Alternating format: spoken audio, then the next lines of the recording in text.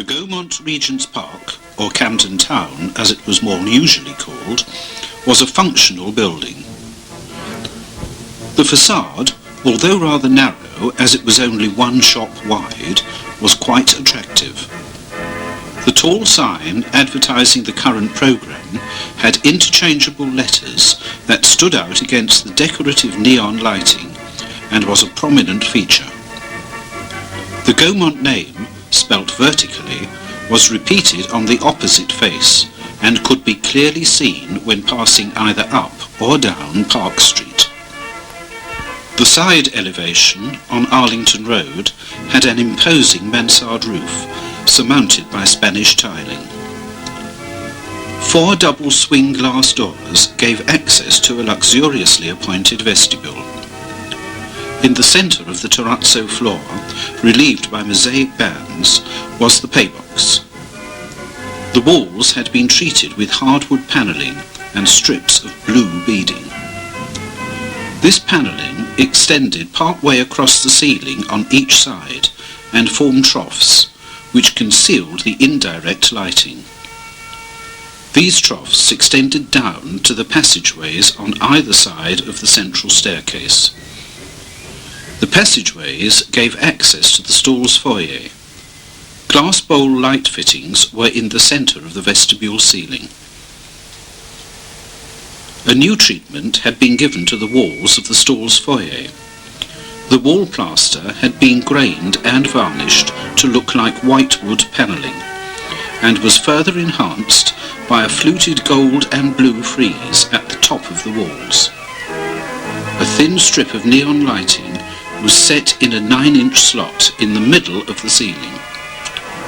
This was flanked by a finely moulded surround and continued along the whole length of the slightly curved stall's foyer.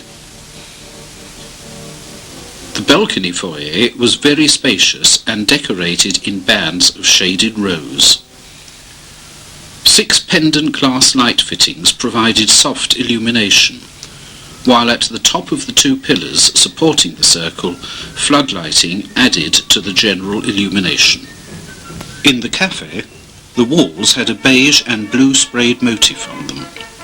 However, gone were the wheel-back chairs that had been such a standard feature of Gaumont cinema restaurants since 1931.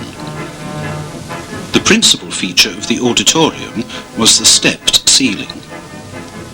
Starting from the anteproscenium, a semicircular bank extended over the orchestral pit.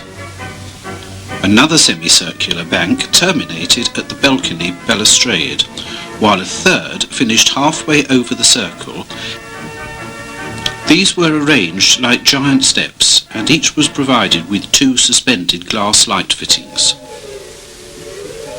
The sidewalks were recessed slightly to provide gangways.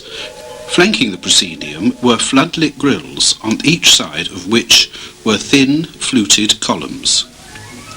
At the base of the grille on the left-hand side was a curtained archway, from which emerged the illuminated console of the Compton organ, mounted on a traversing plinth. The festoon curtain, controlled by a press button on the organ console, ascended and descended on the entry and departure of the console.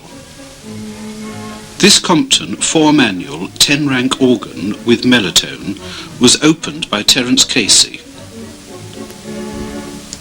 The Gaumont was renamed Odeon in 1964 and split by rank into a new 1,198-seat cinema in the old circle and a bingo club in the former stalls. The bingo succeeded, but the cinema failed, and was closed on September the 29th, 1979. A little over a year later, the cinema was reopened as the Gate 3, or Gate Camden, with the seating reduced to 424. But this too closed in July 1982.